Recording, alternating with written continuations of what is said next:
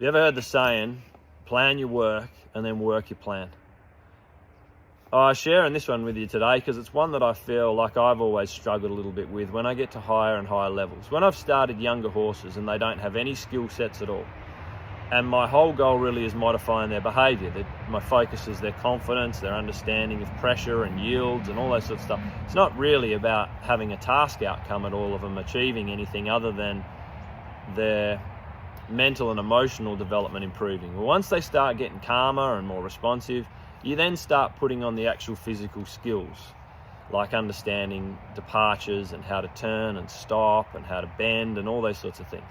But as you get to higher and higher levels and your horse has more and more of a repertoire of skills, for me personally, I find that a little bit hard sometimes to stay on my plan. If I went out there and my goal was to work on a canter departure on a particular lead, I want to pick up a canter on a right lead, for instance, and I've got all the prerequisites in place. The horse understands all the things that it needs to leading up to that maneuver. And then I go out there and I play on it a few times and I feel we're getting closer, but I feel a little brace come up, and then I move off and I work on swinging the shoulders or doing something else. I can then find myself working on more sideways and hindquarters and doing a few other things. And I'm improving all of those things, but I've taken myself a little bit off course. And by the end of the session, I've worked on 15 things that the horse already does relatively well and hasn't come back to the one thing that he was challenged in and building his skill set around that outcome of the lead departure. So I suppose as the horse has more and more available in their toolkit, the more of a conversation you can have with them, but it's easier to keep having a conversation around the things that they already know.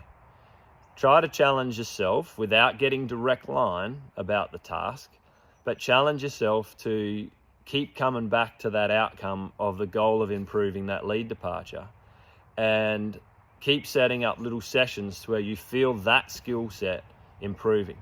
The reason it's easier to deviate from those is often because we chase the feelings that are lighter and more responsive and more understood, and naturally or subconsciously avoid those sorts of things that the horse is finding difficult without us either wanting to get frustrated or direct line. So I just thought I'd bring this to you today because I know for myself, the higher and higher skill sets my horses have, sometimes I find the consistency a little bit more challenging to continue working on the things that they're having difficulty with, rather than always wanting to go out and play with the things that they find easier or they've already solidified in their skill set.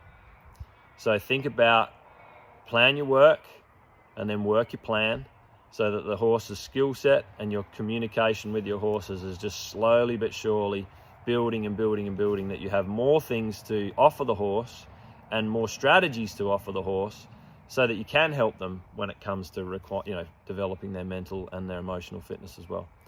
So think about that one. Consistency is key.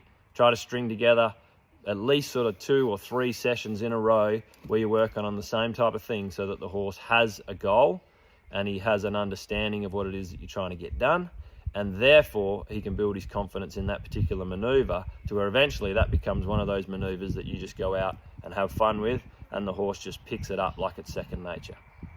Plan your work and then work your plan.